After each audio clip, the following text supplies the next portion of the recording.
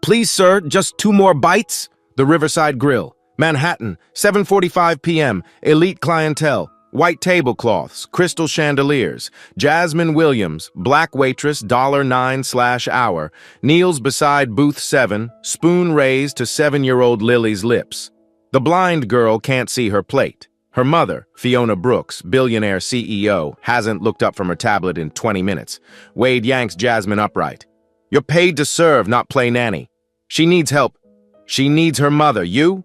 Stay in your lane. His lip curls. Playing mammy won't make you one of them. Diamond-draped woman at table 6 films it. The help's getting ideas above her station. Her husband snickers. Always looking for handouts. Should have stuck to her own kind of work, someone mutters. Laughter, cameras, no defenders. Lily's hands grope blindly. Miss Jasmine? Fiona's head snaps up. She sees it all. What she does next will destroy them. Fiona watches Wade drag Jasmine toward the kitchen, his grip too tight on her arm. Watches her daughter's small hands search the empty air, patting the tablecloth desperately like she's lost something precious. Watches the other diners laugh and film like humiliation is entertainment, like cruelty is a spectator sport worth documenting for social media. Something inside her cracks. Not slowly, not gradually, not after careful consideration or legal consultation or talking to her therapist or sleeping on the decision. Now. She stands. The chair scrapes against marble flooring. The sound cuts through the restaurant's ambient murmur like a knife through silk. Lily, sweetheart, Mommy will be right back. Mommy? Lily's voice is confused, uncertain. Fiona never interrupts work for anything, ever, not even for emergencies. I promise, baby, 1 minute. She walks straight to Wade at the host stand. Her Louboutin heels click like gunshots on the marble floor. Every step deliberate, every eye following her path. The restaurant falls silent in waves as diners realize something significant is happening. Fire her, Wade is saying into his phone, his back to Fiona. Jasmine Williams, effective immediately. I want her out of this building in 5 minutes. Security can escort. You want her what? Fiona's voice cuts through the restaurant chatter like ice water. Wade spins around. His professional smile snaps into place immediately, but there's nervousness behind it now. He knows who she is. Everyone here knows who Fiona Brooks is. Her face has been on the cover of Forbes 3 times. Miss Brooks, I sincerely apologize for the disturbance. We're handling the situation according to our policies. By firing the only person in this restaurant who showed my daughter basic human decency. The nearby tables go silent. Conversations die mid-sentence. Forks pause halfway to mouths. People lean in to hear better, sensing drama. Miss Brooks, I assure you our staff is trained to maintain appropriate professional boundaries. We can't have servers overstepping their roles, no matter how well-intentioned. Appropriate boundaries? Fiona's voice rises. Not shouting. Worse than shouting. Cold and sharp and carrying to every corner of the restaurant. Every head turns. Every conversation stops. 300 people watching. My daughter is 7 years old and blind. She can't see her food. She can't feed herself properly without help. And for the last 6 months, that woman you just humiliated has been the only person who treated her like she matters. Wade's smile falters. His hand tightens around his phone. I understand your concern, Miss Brooks, but we have protocols in place to protect both our staff and our guests. Protocols. Fiona pulls out her phone, opens her company's investor relations page, turns the screen toward Wade. The numbers are there in black and white. I own 42% of Brooks Medical Holdings. We're valued at $3.2 billion. Personally valued. Do you know what that means? Wade's face goes pale. His professional mask cracks like cheap porcelain. It means I can buy this restaurant right now. Tonight, this building, the entire restaurant chain if I want to. I can have my lawyers draw up papers before dessert arrives. She turns to face the room, every eye locked on her. Phones recording. It means I have more money than every person in this room combined. More money than most people see in 10 lifetimes. And I just watched you humiliate the one person who's been mothering my child while I've been too busy building my empire to notice she was starving for attention. Dead silence. The kind of silence that feels heavy, oppressive. The kind where you can hear the air conditioning humming and the ice melting in glasses. The woman who filmed Jasmine slowly lowers her phone. Her husband stops smiling. The man at table 8 who called Jasmine the help suddenly finds his plate very interesting. Fiona walks across the restaurant to Jasmine, who stands frozen by the kitchen door, eyes wide, hands trembling. Fiona positions herself beside her, shoulder to shoulder, a statement, a choice, a declaration. "What's your full name?"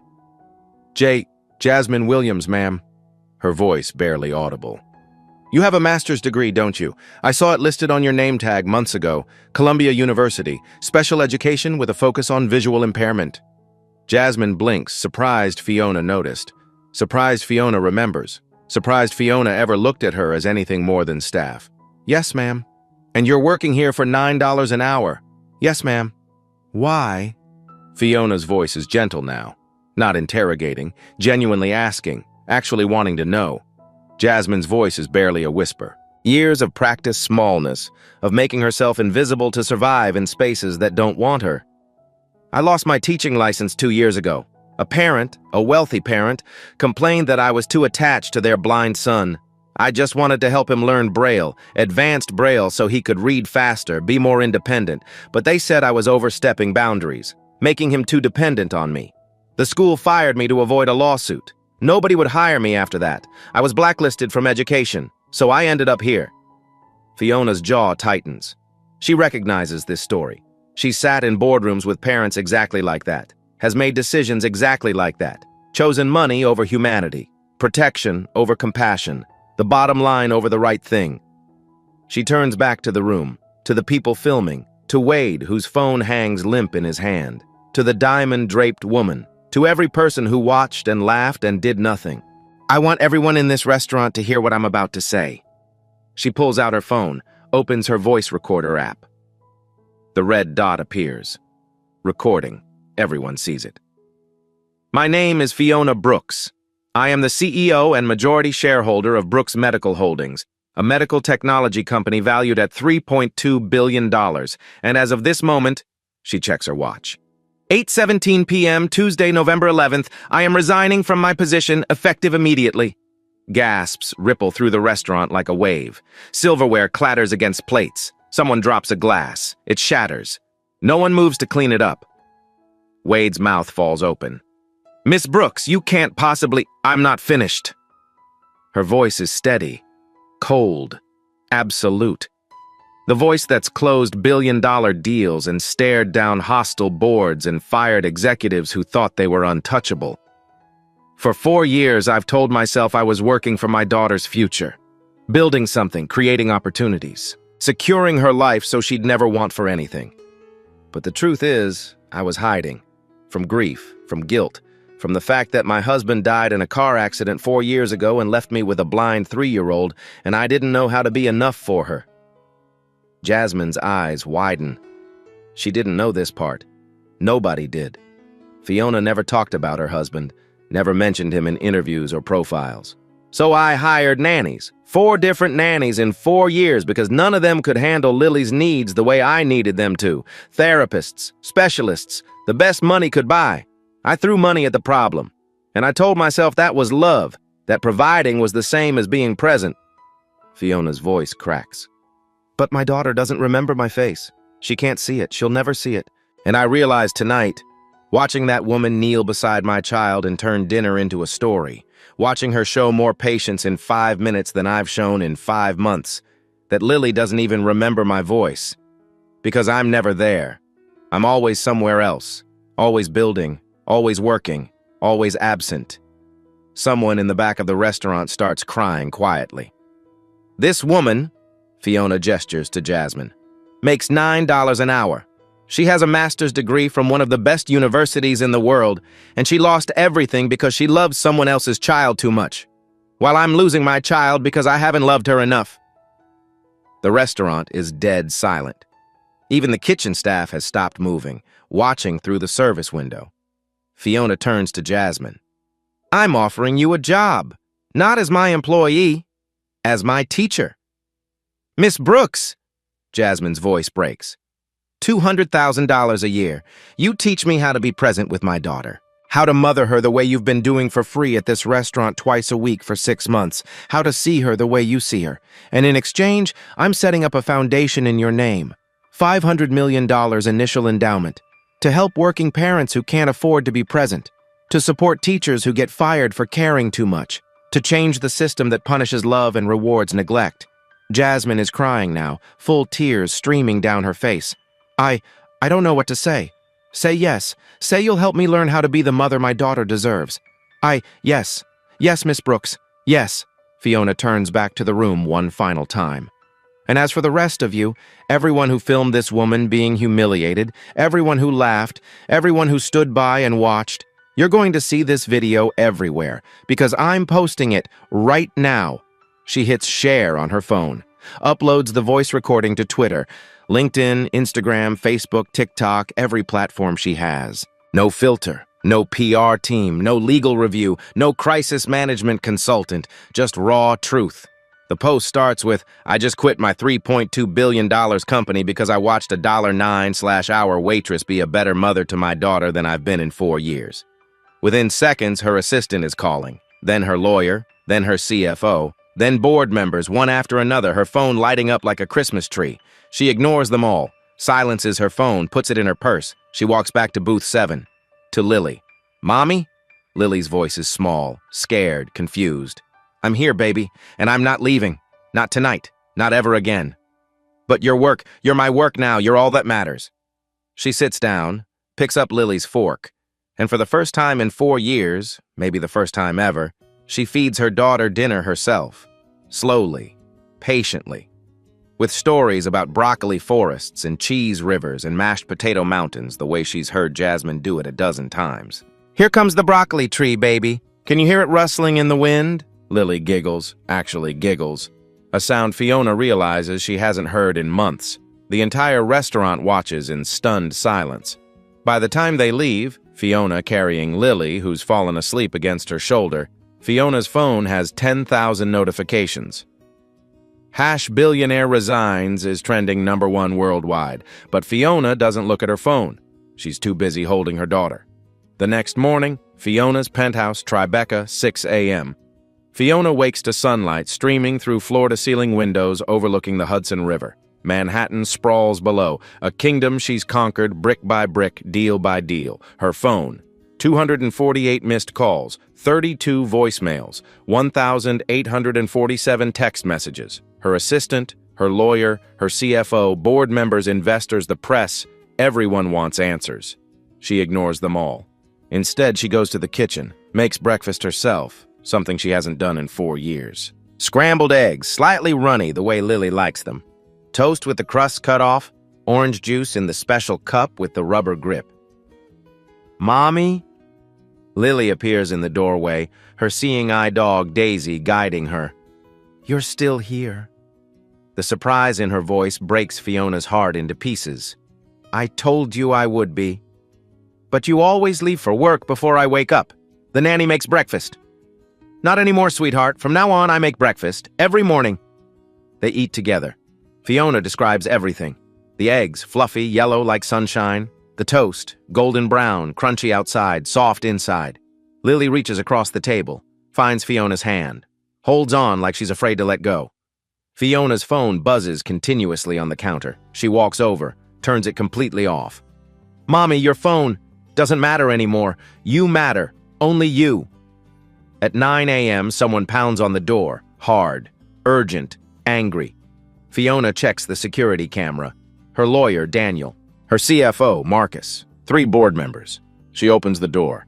Fiona, what the hell were you thinking? Marcus's face is red, a vein throbbing in his temple. The stock dropped 12% overnight. 12%. Do you understand what that means? $384 million in shareholder value. Gone. I know what it means, Marcus. Investors are panicking. They're calling emergency meetings. You can't just resign on social media. I can. I did. This is corporate suicide. No, Marcus. This is the first sane decision I've made in 4 years. Fiona, please. Daniel's tone is pleading. We can fix this. Issue a statement. Blame stress. Emotional breakdown. We'll spin it. There's nothing to spin. I meant every word I said. You've destroyed your reputation. My reputation was built on being an absent mother. I'm fine destroying it. What about your employees, the 4,000 people who work for Brooks Medical? The company will survive without me. My daughter won't. They argue for another hour, threaten lawsuits, breach of fiduciary duty, damage to shareholder value. Fiona doesn't budge, doesn't waver. Finally, they leave, furious, defeated. Lily emerges from her bedroom. "Mommy, are you in trouble?" Fiona kneels down. "No, baby, for the first time in a long time, I'm finally doing the right thing." They sounded really angry. They are, but that's okay. Sometimes doing the right thing makes people angry. "Are you scared?" "A little, but I'm more scared of losing you." Lily wraps her arms around Fiona's neck. "You won't lose me, Mommy. I'm right here." That afternoon, social media explodes. The video from the restaurant has 15 million views and climbing. Comments flood in by the thousands. "This is what real wealth looks like, not money, time." "She gave up billions for her daughter. That's actual love." "The waitress deserves this. Teachers are punished for caring." But also, performative nonsense. She's rich enough to do both. Easy to quit when you have $3 billion in the bank. What about her employees? This is selfish. Fiona reads a few comments, then closes the app. Jasmine calls. "Fiona, are you okay? The internet is losing its mind." "I'm fine. Better than fine. Your board members, I saw the statement. They sound furious." "They are. I don't care." "Did you mean it? The foundation? All of it?" "Every word, Jasmine. I don't say things I don't mean. Not anymore." Silence on the line, then quietly. "I'm overwhelmed. This is really happening? It's really happening. Thank you," Jasmine's voice breaks, "for seeing me. Thank you for loving my daughter when I forgot how." That evening, 6 p.m. Central Park. Fiona takes Lily to the park. Just the two of them and Daisy. No nanny, no assistant, no driver waiting. They take the subway. Lily's never been on the subway before. "Mommy, what's that sound?" "That's the train coming. It's loud, but we're safe. Hold my hand." They sit on a bench in the park. Fiona describes everything. The trees losing their autumn leaves, red and orange and gold. The sky turning pink as the sun sets. The people walking by, joggers, dog walkers, families. Lily leans against her mother's shoulder. "Mommy?" "Yes, baby. I'm glad you stayed home today." Fiona's throat tightens. "Me too. I'm sorry it took me so long. Are you sad about your job?" "No. I'm sad I waited so long to choose you. But I'm not sad about the choice. It's okay, Mommy. You're here now. That's what matters." Fiona wraps her arms around her daughter. In the distance, someone recognizes her, points, pulls out their phone, starts filming. Fiona doesn't care. For the first time in 4 years, she's exactly where she needs to be. By nightfall, 3 major news networks have picked up the story. CNN. Billionaire CEO quits on social media after witnessing waitress feed her blind daughter. MSNBC. Fiona Brooks, the woman who chose her child over her empire. Fox Business. $500 million foundation announced for working parents. The board issues a formal statement. Miss Brooks's resignation is effective immediately. We respect her decision. Translation: they're furious. Stock continues to drop, down 18% by market close. Fiona's personal net worth decreases by $400 million in 48 hours. She doesn't check the ticker. She's reading Harry Potter to Lily. They're on chapter 3. Her assistant sends one final text. "Miss Brooks, are you sure about this?" Fiona replies, "I've never been more sure of anything in my life." She blocks her work email, turns off her phone, and stays with her daughter until she falls asleep. For the first time in years, Fiona sleeps through the night. No anxiety, no guilt, no emails at 3 a.m., just peace. 1 week later, Brooklyn. A small coffee shop in Park Slope. Fiona and Jasmine meet. Not a boardroom, not some sterile conference room, a coffee shop with mismatched furniture and local art on the walls. This time, they're not employer and employee. They're partners. "I've been thinking about the foundation," Jasmine says. She pulls out a worn notebook filled with handwritten notes. Ideas she's been developing for years. "If we're really doing this," "We are. Then we need to do it right, not just throw money at the problem." "Agreed. What do you have in mind?" Jasmine opens the notebook. Pages of detailed plans. 3 pillars. First, subsidized childcare for working parents. Real, quality childcare, not just warehousing kids. Fiona leans forward, listening. Second, mental health support for families in crisis, therapy, counseling, support groups, because poverty creates trauma, and we can't expect parents to be present if they're drowning. Yes, absolutely. Third, rehabilitation for teachers who've been blackballed for caring too much. Legal support to reinstate licenses, retraining programs, job placement with schools that value dedication. Fiona is already taking notes. Tell me about the teacher rehabilitation piece. I know at least 20 teachers personally who lost their licenses for the same reason I did. They stayed late, unpaid, because kids needed help. They cared too much and the system punished them. Some are driving Uber now. Some gave up entirely. So we create a pathway back. Exactly. Legal support to fight wrongful termination, retraining, then job placement. What about the childcare piece? How do we scale that? Sliding scale fees based on income, but not just daycare, actual developmental support, especially for kids with disabilities. Kids like Lily, kids like Tyler. Who's Tyler? Jasmine's voice softens. The boy I lost my job over, 6 years old, blind, brilliant. His parents thought I was getting too close, but I wasn't trying to replace them. I just wanted him to thrive. Where is he now? I don't know. The settlement agreement forbids me from contacting the family. Fiona pulls out her phone, sends a text to her lawyer. What's his last name? Davis. But Fiona, I can't. You can't. I can. No settlement agreement restricts me. 2 days later, Fiona's lawyer delivers. Tyler Davis, age 8, still enrolled at Bright Futures Academy. Parents, Amanda and Charles Davis, Park Avenue penthouse. Fiona calls Amanda directly. Mrs. Davis, this is Fiona Brooks. A pause. The billionaire who just quit her job? That's me. I'm starting a foundation for children with disabilities. I'd like to talk to you about your son. Tyler? What about him? I understand he had a teacher named Jasmine Williams 2 years ago. Long silence. That woman was fired for inappropriate behavior. No, she was fired for caring too much. I'd like to offer her the chance to teach Tyler again, through our foundation, free of charge. Absolutely not. May I ask why? Because Tyler became too dependent on her. He cried when she wasn't there. That's unhealthy. Fiona takes a breath. Mrs. Davis, my daughter is blind, like Tyler. For 4 years, I kept everyone at arm's length. It nearly destroyed us. Amanda doesn't respond. Your son didn't become dependent. He felt safe. There's a difference. I'm not interested in your foundation, Miss Brooks. That's fine. But if you ever change your mind, if Tyler ever needs support, we'll be here. She hangs up. Jasmine, sitting across from her, looks devastated. She said no. For now. But we're planting seeds. Some will grow.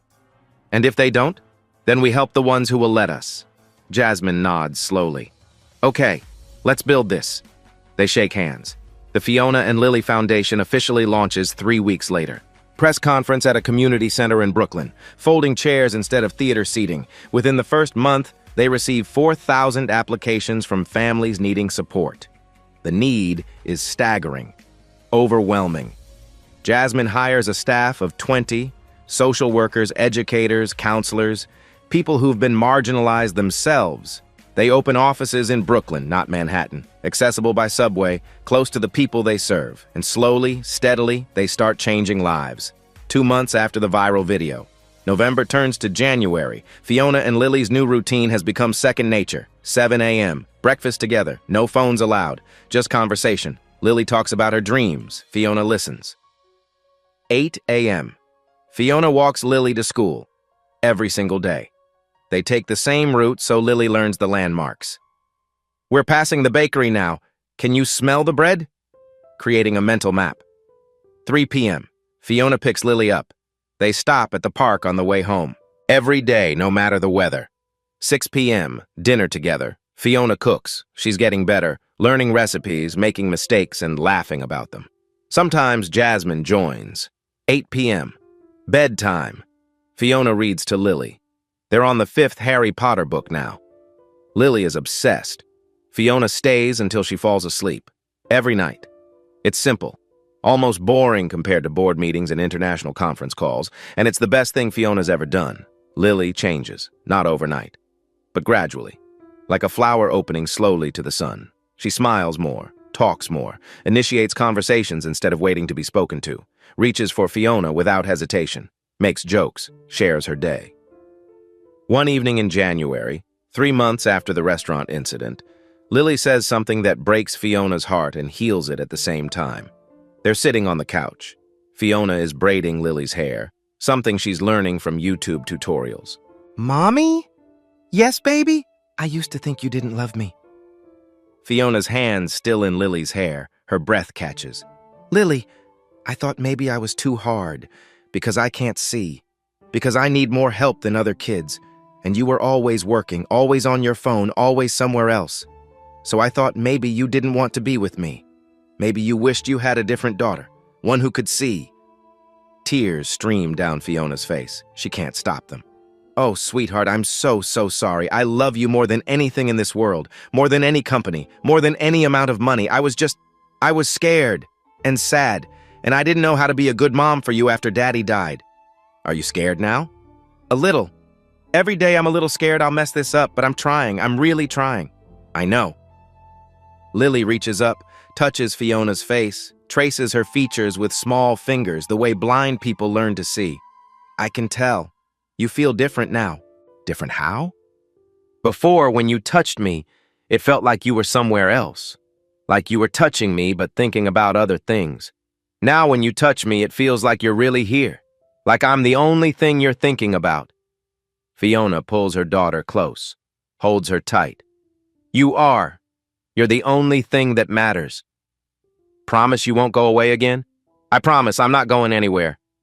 That night, Lily sleeps in Fiona's bed, curled up beside her mother, safe, secure, loved.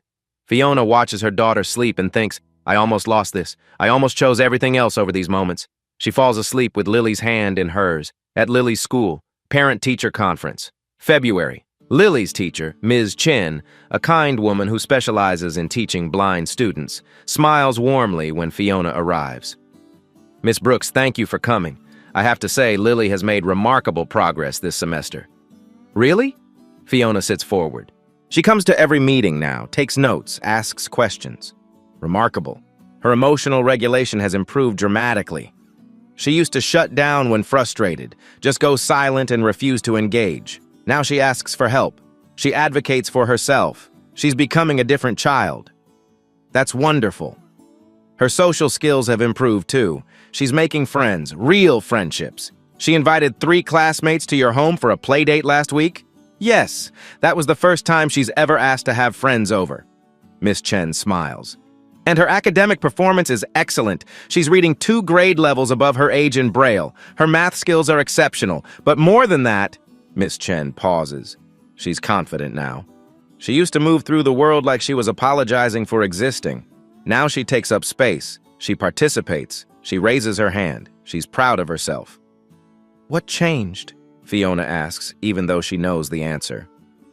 You did. Miss Chen's voice is gentle. Lily talks about you constantly now.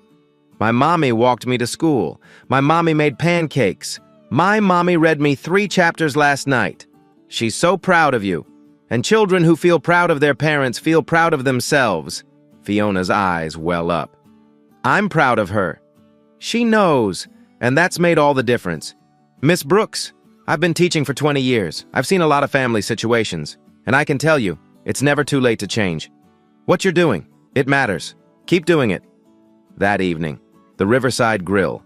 Fiona, Lily, and Jasmine returned to the restaurant for the first time since the viral incident.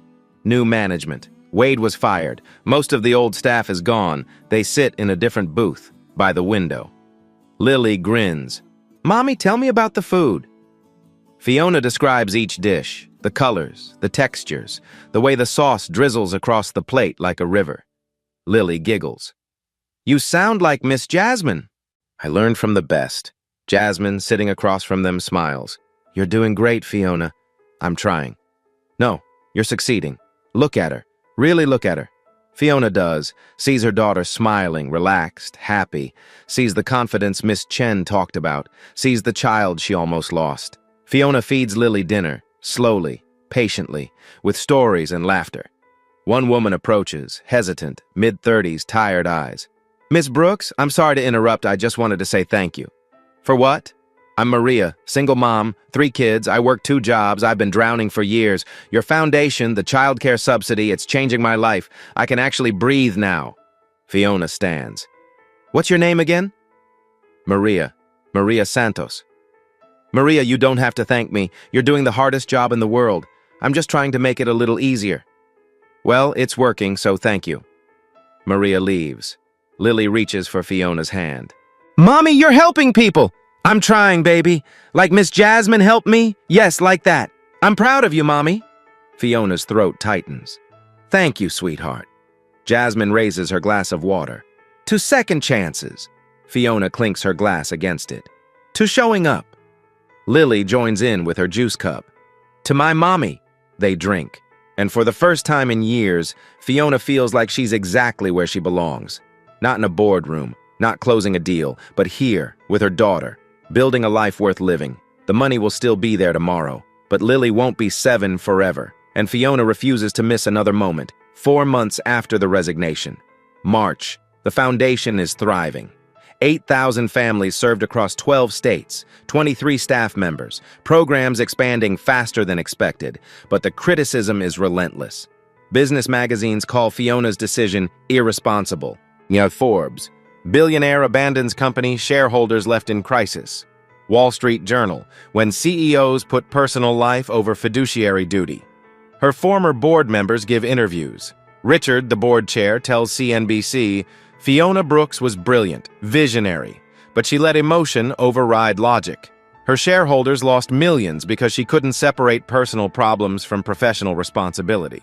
Patricia tells Bloomberg, we empathize with her situation, truly, but she had resources. She could have hired better help. This was selfish. Investors who pulled out are vocal. A hedge fund manager tells the Financial Times, we trusted her. She built that company from nothing, and she walked away overnight. That's not leadership. Even some parenting blogs criticize her. It's easy to quit your job when you have $3 billion. Most parents don't have that luxury. This isn't inspiring, it's privileged. Fiona reads the articles, all of them. Jasmine finds her in the foundation office staring at her laptop. You okay? They're not wrong. About what? I am privileged. I could afford to quit. Most parents can't. That's exactly why the foundation matters. But they're right that I abandoned my company, my employees, my shareholders. Jasmine sits down. Did you? Yes. Or did you finally prioritize correctly? What's the difference? You didn't abandon your company. You put it in the hands of capable people. Your CFO stepped up. The board hired a new CEO. The company is still running. The stock dropped, and it's recovering. Fiona, you're not as indispensable as you thought. The company survived without you. That's supposed to make me feel better? Yes, because it means Lily didn't have to. Fiona sits with that. What about the shareholders, the people who lost money? They invested in a company, not in you personally. Business has risks. They know that. But I caused those risks. No, you made a human decision. You chose your daughter. If they can't understand that, that's their failure, not yours. Fiona closes her laptop. The internet thinks I'm either a hero or a villain. There's no middle ground.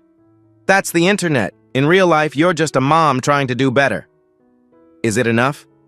Ask Lily. That evening, dinner at home. Lily chatters about her day at school, a new friend named Sophie, a story Miss Chen read, a game at recess. Normal, boring, beautiful details. Fiona listens, really listens, asks questions. Afterward, as she tucks Lily into bed, her daughter says, Mommy, are people being mean to you? Why do you ask? I heard you talking to Miss Jasmine about the internet. Some people don't understand why I left my job. Are you sad about it? No, baby, I'm happy. Then why do you care what they think? Out of the mouths of babes. You're right, I shouldn't. You're a good mommy now. That's what matters. Now. The word stings and heals at the same time. Thank you, sweetheart. I love you, Mommy. I love you too. Lily falls asleep holding Fiona's hand. Fiona stays until she's sure Lily is deeply asleep. Then she goes to her home office, opens her laptop, starts typing. Blog post, Why I Quit and Why I Do It Again. She doesn't defend herself, doesn't attack her critics. She just tells the truth. I built an empire and lost my daughter's heart. I had all the money in the world and none of the time that mattered. So I made a choice. Not everyone will understand it. Some will call it privileged. They're right. Some will call it selfish. Maybe they're right too. But my daughter understands. She knows I chose her, and she's the only person whose opinion actually matters. To the critics, I hear you. I understand your frustration, and I hope the foundation I'm building helps create a world where other parents don't have to make the choice I made. She hits publish. Within an hour, it has 100,000 shares. The comments are still mixed, but Fiona closes the laptop and doesn't read them. She has better things to do, like being present. 6 months after the foundation launch, May. The Fiona and Lily Foundation office buzzes with productive chaos. 23 staff members now, soon to be 30. 3 conference rooms filled with meetings, phones ringing, lives changing. Jasmine has a staff meeting in 20 minutes. Budget review, new program proposals. She's good at this, really good. Turns out skills learned in the classroom translate perfectly to running a foundation, but some days she still can't believe it's real. Her assistant, Jennifer, knocks. "Miss Williams, you have a walk-in visitor, says it's urgent." "Who is it?" "Amanda Davis." Jasmine's stomach drops. She hasn't heard that name in 2 years. "Tyler's mother?" "She didn't say. Should I send her away?" Every instinct screams yes, but Jasmine thinks about Lily, about Fiona, about second chances. "No, send her in." Amanda Davis walks in looking nothing like the polished woman who got Jasmine fired. She looks tired, sad, desperate. "Miss Williams, thank you for seeing me." "Mrs. Davis, what can I do for you?" I was wrong. Jasmine wasn't expecting that. "I'm sorry. 2 years ago I got you fired. I told myself it was to protect Tyler, that you were making him too dependent, but the truth is, I was jealous. Tyler lit up around you in ways he never did with me. Instead of learning from you, I pushed you out." Jasmine stays silent. "After you left, Tyler shut down completely, stopped trying, refused to work with new teachers, his grades dropped, his confidence disappeared." "Did he adjust?" "No, he got worse. We tried everything. New tutors, different schools, therapy, nothing worked. Because Tyler didn't need new strategies. He needed someone who believed in him the way you did." Jasmine's eyes sting. 3 months ago, Tyler tried to hurt himself. Amanda's voice breaks. "He's 8 years old and he wanted to die because he felt like he'd never be good enough." "Mrs. Davis, I came here to beg. Will you work with Tyler again? I'll pay anything." "Mrs. Davis, I'm not taking your money." Amanda's face falls. "Please, I'm not taking your money because I don't work that way. But I'll work with Tyler, for free, through the foundation." "You, what?" "On one condition, you come to the sessions too, not to watch, to learn, because Tyler doesn't just need a teacher. He needs his mother to be present." Amanda starts crying. "I don't know how. Neither did Fiona, but she learned, and so can you." "Yes, I'll do it, whatever it takes." "Okay, next Tuesday, 4 p.m., bring Tyler." 2 weeks later, the Foundation's tutoring center. Tyler walks in with his seeing eye dog, a golden retriever named Biscuit. He's 8 now, taller, quieter. "Tyler, do you remember me?" He freezes. "Miss Jasmine?" "Yeah, sweetness, it's me." Tyler bursts into tears, drops Biscuit's leash and runs to her, holds on like she'll disappear. "I thought I'd never see you again. I thought you left because of me." "Oh, honey, no, never because of you. I didn't want to leave. I had to." "Are you going to leave again?" "No, I'm not going anywhere." "Promise?" "Promise." Amanda watches from the doorway, her own tears streaming. Over the next 3 months, Jasmine works with Tyler twice a week. They pick up right where they left off. Braille lessons, reading comprehension, confidence building, but more importantly, Jasmine teaches Amanda how to be present, how to describe the world, how to celebrate small victories, how to let Tyler struggle without rescuing him. Slowly, Tyler transforms. He smiles again, laughs again, tries again, and Amanda transforms too. One evening after a session, Amanda pulls Jasmine aside. "I owe you an apology, a real one, not just I was wrong. I need to say I'm sorry for what I cost you. Your career, your license, your income, 2 years of your life. You lost everything because I was too insecure to let my son love you." Jasmine takes a breath. "Mrs. Davis, I'm not going to lie. What happened hurt. A lot. I spent 2 years waiting tables wondering if I'd ever teach again." "I'm so sorry. But if it hadn't happened, I wouldn't have met Lily or Fiona, and this foundation wouldn't exist, so maybe everything happened exactly the way it needed to." Amanda wipes her eyes. "You're a better person than I am." "No, I just learned a long time ago that forgiveness isn't for the other person, it's for me. Can I ask you something? Sure. How did you survive foster care? 14 homes, no family. How did you not give up? Jasmine smiles sadly. Because I knew what it felt like to be invisible. And I promised myself I'd never make another kid feel that way. Every child I teach, I see them, really see them. They see, because someone needed to do that for me, and no one did. Tyler is lucky to have you. Tyler is lucky to have a mom who's willing to learn. Amanda hugs her, tight. Thank you for giving us another chance. We all deserve second chances, Mrs. Davis. As Amanda and Tyler leave, Jasmine watches them go. Tyler is holding his mother's hand, talking animatedly about his Braille homework. And Amanda is listening, really listening. Jasmine smiles. This is why she became a teacher. Not for the money, not for the recognition, for moments like this. 1 year after the viral video, November again. The Fiona and Lily Foundation now operates in 12 states, 23,000 families served, 53 staff members, $12 million in grants distributed. Jasmine has been featured in Time magazine, Forbes, the New York Times. But the real story isn't in the headlines, it's in the lives changed. Maria, the single mom who thanked Fiona, now works for the foundation. Director of Family Services. Tyler Davis is thriving, reading 3 grades above level, confident, happy. 12 teachers have had their licenses reinstated through the foundation's legal support program. 400 children with disabilities have received specialized care they couldn't otherwise afford. And Lily is radiant. At 8 years old, she's excelling in school. Straight A's.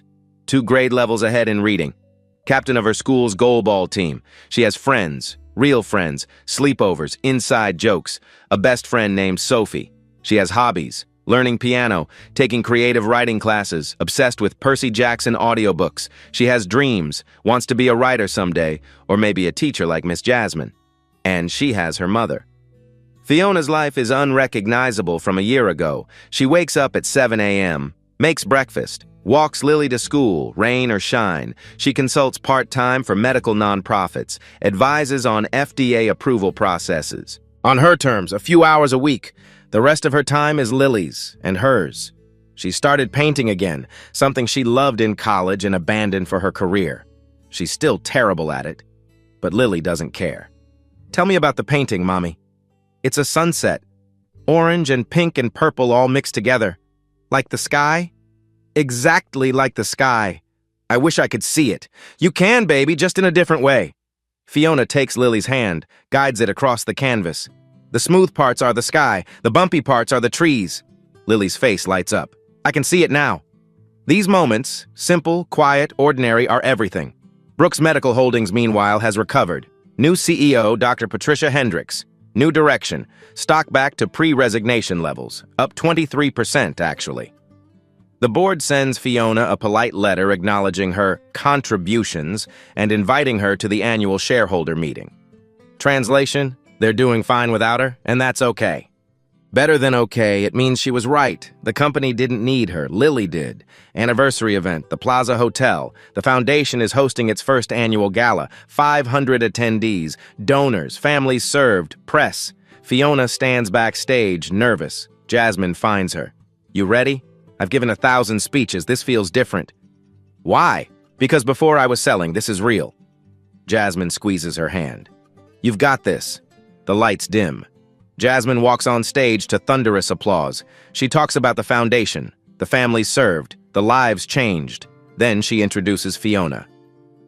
1 year ago, a woman made a choice that shocked the world. She walked away from billions to choose her daughter. Tonight, I'm honored to introduce my friend, my partner, and the most present mother I know, Fiona Brooks. Fiona walks on stage. The applause is deafening. She waits for silence, then speaks. 1 year ago, I was sitting in a restaurant, ignoring my daughter while I worked. A waitress, a stranger, knelt beside my blind 7-year-old and fed her dinner. With patience, with kindness, with love I'd forgotten how to give. The room is silent. I watched that moment and realized I was losing the only thing that actually mattered. So I quit. On the spot. Publicly, messily, in a way that made headlines and tanked my company's stock. Nervous laughter. People called me crazy, irresponsible, privileged. And they weren't entirely wrong. I am privileged. I had the financial security to walk away. Most parents don't. She pauses. That's why this foundation exists. Not to celebrate my choice, but to make sure other parents have choices too. To make sure working mothers don't have to choose between feeding their children and being present with them. To make sure teachers like Jasmine aren't punished for caring too much. To make sure children with disabilities get the support they deserve, regardless of their parents' income. Applause. Tonight, I want to introduce you to someone. Lily, can you come up here? Lily walks on stage, guided by her seeing eye dog, Daisy. She's wearing a blue dress, her hair in braids, confident. The crowd applauds softly. Fiona kneels beside her daughter. Lily, can you tell everyone what you told me this morning? Lily nods, turns toward the audience. I told my mommy that I'm proud of her, because she chose me, and now other kids get to have their mommies and daddies choose them too. There's not a dry eye in the house. Fiona hugs her daughter, whispers, "Thank you, baby." Then she stands and addresses the crowd again. 1 year ago, I was a billionaire who had everything except what mattered. Today, I have less money, no company, and no empire. But I have my daughter's heart, and that's worth more than every dollar I ever made. Standing ovation. The gala raises $8 million, enough to expand the foundation to 10 more states. After the event, late night, Fiona, Jasmine, and Lily sit in the hotel suite, exhausted, happy. Miss Jasmine? Lily asks. Yes, sweetness. Are you happy? I am. Why? Because you look happy. And I wanted to make sure. Jasmine's eyes fill with tears. I'm very happy, Lily. Thank you for asking. Mommy, are you happy? Happier than I've ever been, baby. Me too. Lily falls asleep on the couch between them. Fiona and Jasmine sit in comfortable silence. We did it, Jasmine finally says. We're doing it. Still a long way to go. But we started. Yeah, we started. They sit there until morning. Two women who found each other at the exact right moment and changed everything. 18 months after the viral video. Spring. Fiona gets a call from an unknown number. Miss Brooks, this is Richard Chen. I'm the new owner of the Riverside Grill. Fiona's stomach tightens. Okay. I wanted to reach out personally. I purchased the restaurant 6 months ago. Complete overhaul, new management, new staff culture, and I'd like to invite you and your daughter to dinner on the house. I don't need gestures, Mr. Chen. I understand, but I'd like to show you what we've built. The Riverside Grill is different now. We train our staff in disability awareness. We've created a culture of empathy and presence, and it's because of what happened with you and Jasmine. Why does this matter to you? Because I have a son with autism, and I've been that parent who was ignored in restaurants, stared at, judged. I bought the Riverside Grill because I want it to be the kind of place where every family feels welcome. Something in his voice makes Fiona believe him. I need to think about it. Of course, no pressure. Just know the invitation stands. Fiona talks to Jasmine about it that evening. Do you want to go back? Jasmine asks. I don't know. Part of me wants to close that chapter, but part of me thinks that Lily deserves to reclaim that space. Yeah, then let's go. 2 weeks later, the Riverside Grill, 7 p.m. Fiona, Lily, and Jasmine walk in together. The restaurant looks different, warmer, more welcoming. Richard Chen greets them personally. Miss Brooks, Jasmine, and you must be Lily. Hi, Lily says shyly. I'm so glad you came. We have a special table for you. He leads them to a booth, not the same one from before, a new one by the window. The menu is in Braille. Lily's hands trace the letters. Mommy, I can read this. I know, baby, isn't that cool? Throughout dinner, the staff is attentive without being intrusive, kind without being performative. When Lily needs help cutting her chicken, the server kneels beside the table.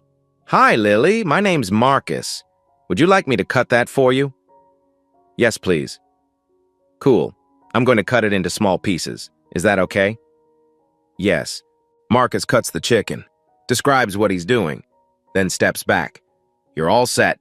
Let me know if you need anything else. Lily smiles. Thank you. Fiona watches all of this with tears in her eyes. This is what the world should look like. After dinner, Richard approaches their table. How was everything? Perfect, Fiona says. Truly. I'm glad, and I wanted you to know, we've implemented a training program for all our staff. It's based on the principles Jasmine outlined in her interviews: empathy, presence, seeing people, not problems. That's wonderful. We're calling it the Jasmine Williams Service Standard, with her permission, of course. Jasmine looks shocked. What? We want every server in this restaurant to treat customers the way you treated Lily. It's the right thing to do, and it's better for business. Jasmine is speechless. Fiona squeezes her hand. You change the world, Jasmine, one moment at a time. As they leave the restaurant, Lily holds both their hands. Mommy, can we come back here? Do you want to? Yeah, I like it now. Then we'll come back. Outside, the city buzzes with life. Fiona looks up at the sky, describes the stars to Lily, and thinks, we did it. We actually did it. Not perfectly, but enough. 2 years after the viral video, Central Park, Lily's 9th birthday, 50 children from the Foundation's programs, parents, staff, laughter and chaos and joy. Lily stands in front of her birthday cake, Fiona beside her. Make a wish, baby. I don't need to, Mommy. Why not? Because I already have everything I want. Fiona's heart swells. Lily blows out the candles. The crowd cheers. Maria, the single mom turned foundation director, approaches with tears in her eyes. Fiona, I just got the call. Our child care program was approved for federal funding, $50 million over 5 years. Maria, that's incredible. We're going national because of you, because of us. Later, sunset. Fiona, Lily, and Jasmine sit on a blanket, watching the sky change colors. Mommy? Yes, baby? Do you miss your old job? Sometimes I miss parts of it, but this is better. You know why? Why? Because when I built the company, I was building for money, for success. Now I'm building for people, for families, for kids like you. That matters more. Jasmine lies back on the blanket. You know what's wild? 2 years ago, I was serving steaks for $9 an hour. Today, I run a $500 million foundation. How did we get here? You refused to be bought, Fiona says. You forced me to do the hard work. You did the hard work. I just pointed you in the right direction. We make a good team. Yeah, we do. Lily nestles between them. I love my family. We're your family? Jasmine asks. Of course you are. Mommy, Auntie Jasmine, and me, that's my family. Fiona and Jasmine exchange glances, both trying not to cry. We love you too, Lily, they say in unison. As the sun sets, Fiona thinks about the last 2 years. She lost her company, her reputation in business circles, hundreds of millions in stock value, and gained everything that actually matters. Her daughter's trust, her daughter's love, her daughter's heart. She wouldn't trade it for anything. Every child deserves a parent who shows up. Every parent deserves support to make that possible. If this story moved you like this video, subscribe for more stories about transformation and second chances, and comment below. What would you give up to be more present with the people you love?